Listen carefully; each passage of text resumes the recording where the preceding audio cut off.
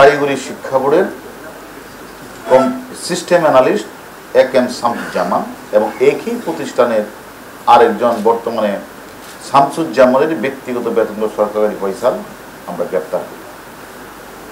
গ্রেপ্তার করার পরে তাদের দেওয়া তথ্য মতে আমরা তারা যেখান থেকে এই সার্টিফিকেট, মার্কশিট, রেজিস্ট্রেশন কার্ড, প্রবেশপত্র এবং শত শত মার্কশিট তৈরির সরঞ্জামাদি এবং কারিগরি শিক্ষা বোর্ড থেকে যে মানে হাজার হাজার মানে অরিজিনাল সার্টিফিকেট যে নিয়ে এসেছে সেগুলি আমরা বায়োডাটা আমরা দলিল এগুলি উদ্ধার করি তাদের দেওয়া তথ্য মতো, এবং সেই ওইগুলি উদ্ধার করার পরই একটু মামলা রুজু হয়। এটা আপনারা জানেন, আমরা বলেছিলাম।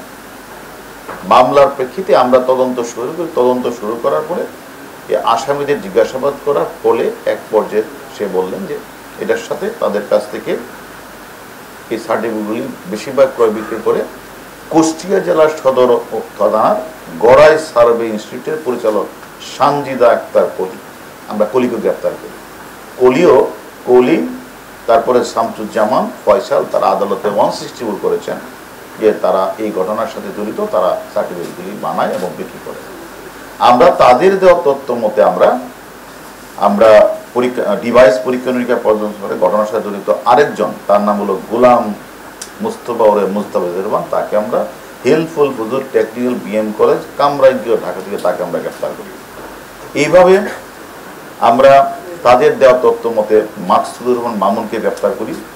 সর্বশেষ আমরা আপনারা জানেন গতকাল সকালে কারিগরি শিক্ষা বোর্ডের চেয়ারম্যান সাহেবের স্ত্রী মোসাম্মদ সেহেলা পারভিনকেও আমরা উত্তরা 18 নম্বর সেক্টর থেকে গ্রেপ্তার করি, এবং তারা তাদের সকলেরই কথা মতো একটা মানুষ যে সিস্টেম অ্যানালিস্ট, সে যে তাদের যে ওয়েবসাইট, সরকারি পাসওয়ার্ড অথরাইজেশন কে ব্যবহার করবে, এটা ব্যবহার করার কথাটা হলো যে কোনো শিক্ষা প্রতিষ্ঠানে বা ছাত্রছাত্রীদের তথ্য সংযোজন, বিয়োজন, পরিবর্তন সংক্রান্ত নিবেদনের ফোকাল পার্সন হলো শিক্ষা মন্ত্রণালয়ের চেয়ারম্যান বা পরীক্ষা নিয়ন্ত্রক।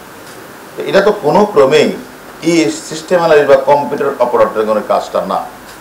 তাহলে সিস্টেম অ্যানালিস্ট বা কম্পিউটার অপারেটর যে প্রতিষ্ঠানের যে নির্দেশটা কঠোরভাবে তারা গোপনীয়তা বজায় রেখে এই সংবেদন কাজগুলি করবেন।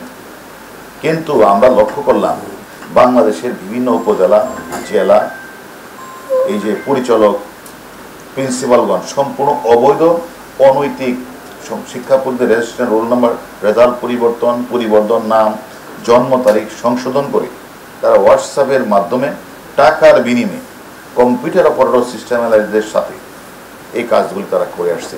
এবং আমরা এই প্রতিষ্ঠানের দুর্নীতি পরায়ণ 25-30 জনকে শনাক্ত করা হয়েছে, যাদেরকে আমরা তাদের নাম নাম্বার আমরা পেয়েছি, আমরা তাদেরও গ্রেপ্তার করি। এরকম 25 জনের নাম আমরা পেয়েছি। তা বিষয়টা হচ্ছে যে কাজটা নিয়ন্ত্রক থাকার কথা বোর্ডের চেয়ারম্যান বা পরীক্ষা নিয়ন্ত্রক, ওনারা এই নিয়ন্ত্রকটা হাতে না রেখে নিয়ন্ত্রকের কাজটা দিয়ে দিলেন সিস্টেম অ্যানালিস্টকে। আর সিস্টেম অ্যানালিস্ট সে বোর্ড থেকে প্রতিদিন হাজার হাজার মূল কাগজপত্র নিয়ে তার পাইপ পড়ার বাসাতে সে একটা কারখানা স্থাপন করে সেখান থেকে তিনি সার্টিফিকেট তৈরি করছেন। সেই সার্টিফিকেটগুলি উনি আনার সাথে সাথে সেগুলি বোর্ডের ওয়েবসাইটে আপলোড করে দিচ্ছে। অর্থাৎ আপনি সার্টিফিকেটটা নিয়ে কোথাও ভর্তি হলে, বিদেশে গেলে সেখানে যখন সার্চ করবে তখন তো দেখবে যে বাংলাদেশ সরকারি শিক্ষা বোর্ডের ওয়েবসাইটে আপলোড করা আছে, এবং এই রেজিস্টার নম্বরগুলি সার্চ করলেই বোঝা যাবে যে সঠিক। তাহলে তারা একদিকে তারা বিভিন্ন ধরনের তাদের যে অপারেটররা, তারা যে অ্যানালিস্টরা, তারা একদিকে এগুলি আপলোড করছে, এবং যে বিষয়গুলি যে শিক্ষা বোর্ডের চেয়ারম্যানের অথবা পরীক্ষা নিয়ন্ত্রক হাত থাকার কথা, তার দায়িত্বটা দিয়ে দিলেন সিস্টেম অ্যানালিস্টের কাছে। আর সে এগুলি আপলোড করে মানুষের কাছে সার্টিফিকেট বিক্রি করে পৃথিবীর বিভিন্ন দেশে তারা এই সার্টিফিকেটগুলি না শুধুমাত্র যে পরীক্ষা না, আপনার নাম বয়স কমিয়ে দিচ্ছে, তারা রেজিস্ট্রেশন নাম্বার চেঞ্জ করে দিচ্ছে, তারা একজনের নাম দিয়ে আরেকজনের নাম ঢুকিয়ে দিচ্ছে, তারা এই কাজগুলি করে আমি তো মনে করি আমাদের শিক্ষা ব্যবস্থাকে তারা অত্যন্ত ঝুঁকির মধ্যে ফেলে দিয়েছে। এবং আমরা বাংলাদেশ কারিগরি শিক্ষা বোর্ডের কিছু দুর্নীতিপরায়ণ সিবিএর দালাল, কর্মকর্তা কর্মচারী, কম্পিউটার পরিদর্শক দীর্ঘদিন ধরে তারা এর রেজাল্ট পরিবর্তন, নাম ঠিকানা পরিবর্তন, বয়স পরিবর্তনের কাজটা তারা করে আসছে। এবং সবচেয়ে আশ্চর্য বিষয় হচ্ছে এই অ্যানালিস্টের বিরুদ্ধে যখন কিছু কিছু সাংবাদিক তারা তার তথ্য পেয়ে তার নিউজ করবে বলে তারপরে ম্যানেজ হয়ে যায় আর নিউজ করে।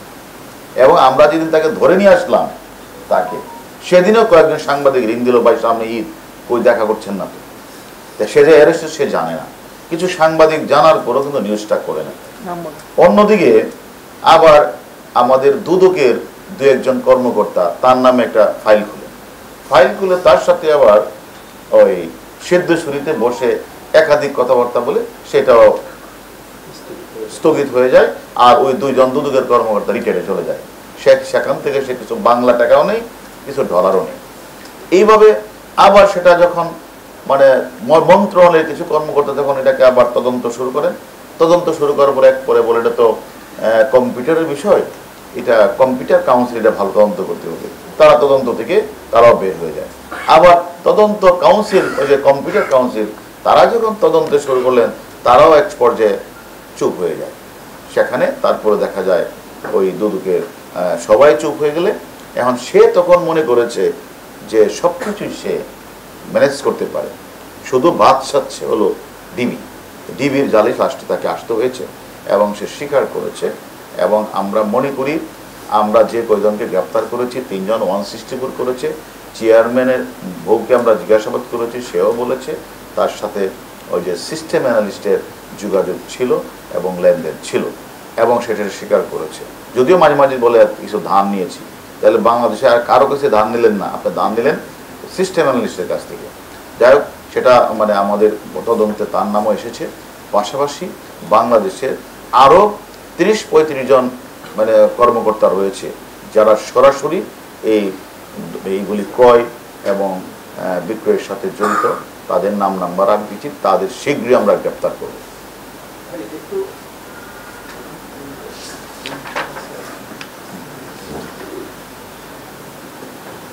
আমার কথা হলো যে সর্বশেষ যে বিষয়টা বলতে চাই, আপনারা কোনো প্রশ্ন থাকলে আমার কথাটা হলো যে শিক্ষার মেরুদণ্ড ভেঙে দিয়ে বাণিজ্য করার অপতর্পতা লিপ্ত সরকারি বেসরকারি কর্মকর্তা কর্মচারী অথবা সুবিধাভোগী দালালদের শনাক্ত করে দৃষ্টান্তমূলক ব্যবস্থা গ্রহণের জন্য ঢাকা মহানগর পুলিশ আমরা তৎপরতা আমাদের অব্যাহত থাকবে।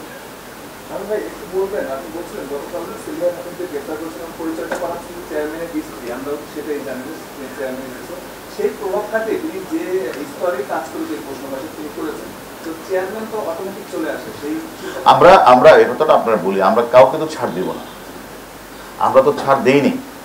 আমরা যখন প্রথম দিন যখন আমরা এই পাইকপাড়া আমরা ঘটনাস্থলে আমরা গিয়েছিলাম, আপনারা অনেকেই গিয়েছিলেন, ঘটনাস্থল পরিদর্শন করেছিলেন এবং সার্টিফিকেট তৈরি কারখানায় আপনারা গিয়েছিলেন। আমরা সেখান থেকে হাজার হাজার সার্টিফিকেট আমরা উদ্ধার করেছি এবং সেখানে কিন্তু আমার সার্টিফিকেটও তৈরি হয়েছিল, আমার এডিসির সার্টিফিকেট তৈরি হয়েছিল এবং আমাদের ডিসির সার্টিফিকেট তৈরি হয়েছিল। তারা করতে পারে এবং করে তারা আপলোড করে, তখন আপনি বিদেশ থেকে দেখতে পারবেন যে আপনার জন্ম 1990 সাল, তারা বানিয়ে ফেলেছে।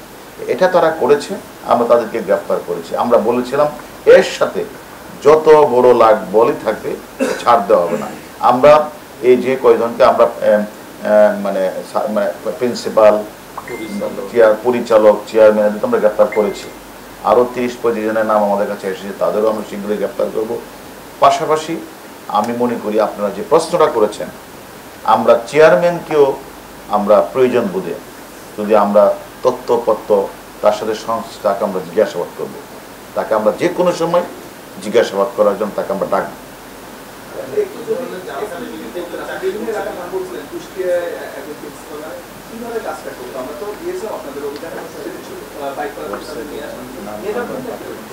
না, এখন আসলে যারা দালাল, যারা ধরেন আপনার এই কাজগুলি করে সার্টিফিকেট পিকেট সিস্টেম অ্যানালিস্ট, তাদের সাথে তাদের তো মানে যোগাযোগ হয়, হোয়াটসঅ্যাপে যোগাযোগ হচ্ছে। শুধু আপনারা একটা কথা দেখেন, সিস্টেম অ্যানালিসিস শুধু ওই যে গড়াই সার্ভে ইনস্টিটিউটের পরিচালক শান্ত কলি না, আবার কলির সাথে আবার যোগাযোগ চেয়ারম্যানের ওয়াইফে। আবার সিস্টেম অ্যানালিসিস যখন আমরা জিজ্ঞাসাবাদ করলাম যে আপনি চেয়ারম্যান সাহেবের ওয়াইফের কাছে কথা দিতে গেলেন কেন, ওনার একটা মেয়ের বিয়ে, তো ওনার মেয়ের বিয়ে ওনার জামাই জানে না। বিষয়টা হচ্ছে এরকম যে ধারে দেন আর কর্যায় দেন, আপনার কাছে শুধু ধার নিবে কেন, বাংলাদেশে আর কোনো লোক নেই। বিষয়টা হচ্ছে আমরা সব কিছুই, আমরা তো ইচ্ছা করলে আপনাদেরকে আগেও বলতে পারতাম, আমরা কিন্তু অন্তত আরো 15 দিন যাবৎ তদন্ত করে তথ্যপত্র বা যাচাই বাছাই করে এই ঘটনার সাথে সুস্পষ্টভাবে যাদের বিরুদ্ধে অভিযোগ প্রমাণিত হবে তাদের বিরুদ্ধে আমরা ব্যবস্থা গ্রহণ করব। অন্যায়ভাবে কাউকে আমরা অযথা আমার পুরো পুলিশ সদস্য হয়রানি করবে না, এটা আপনাদের গ্যারান্টি দিয়ে বলতে পারি। এবং এটাও বলতে পারি যে আজকে যে শিক্ষার মেরুদণ্ড ভেঙে দিয়ে যে বাণিজ্য করার যে অপতৎপরতা, যে সকল সরকারি কর্মকর্তা কর্মচারীরা, সুবিধাভোগী দালালরা, আমরা তাদেরকে শনাক্ত করছি এবং তাদের দৃষ্টান্তমূলক ব্যবস্থা গ্রহণের জন্য আমাদের ডিবি পুলিশ কাজ করছে। শুধুমাত্র যে কারিগরি শিক্ষা বোর্ডের যে সার্টিফিকেট না, আপনারা দেখেছেন অনেক মানে ব্যাংক, তারপরে হলো বিমান, বিভিন্ন জায়গায় যে প্রশ্নপত্র আউট হয়েছে, সে সকল ঘটনায় যে সকল কর্মকর্তারা জড়িত ছিল তাদের প্রত্যেককে আমরা আইনের আওতায় নিয়ে আসছি এবং অনেকের চাকরি চলে গিয়েছে। এবং আমি মনে করি আগামী দিনগুলিতে শিক্ষা প্রতিষ্ঠানের দুর্নীতি রোধ করবে, প্রশ্নপত্র পাস রোধ করবে, যে সকল কর্মকর্তা কর্মচারীরা জড়িত থাকবে, আমরা কারো কথায় কান নিয়ে তাদের বিরুদ্ধে কিন্তু আমরা অভিযোগ পরিচালনা করি। যখন বাংলাদেশ ব্যাংকের প্রশ্নপত্র, 4টি ব্যাংকের প্রশ্নপত্র পাশ হলো, আমরা সরাসরি বাংলাদেশ ব্যাংকের গভর্নর স্যারের সাথে কথা বলে আমরা কিন্তু সেই পরীক্ষা বাতিল করার ব্যবস্থা করেছিলাম। আমি মনে করি আজকে যারা এই যে কারিগরি শিক্ষা বোর্ডের যে সার্টিফিকেট দিয়ে তারা বিশ্ববিদ্যালয়ে ভর্তি হয়েছেন, যারা বাংলাদেশের বাহিরে গিয়ে বিভিন্ন জায়গায় বিভিন্ন প্রতিষ্ঠানে চাকরি করছেন, আমার মনে হয় তাদেরই উচিত এটা বের করা যে কাদের কাদের তারা সার্টিফিকেট দিয়েছেন। এবং আমরা মনে করি আমরা আরও যে কয়জন আছে দুর্নীতিপরায়ণ সিবিআই নেতা এবং কারিগরি শিক্ষা বোর্ডের দালাল এবং বিভিন্ন প্রতিষ্ঠানের যে প্রিন্সিপাল সহ যারা জড়িত তাদের প্রত্যেককে আমরা আইনের আওতায় নিয়ে আসবো। সবাইকে ধন্যবাদ। আর বেশি অনেক বলে বলছে ভাই।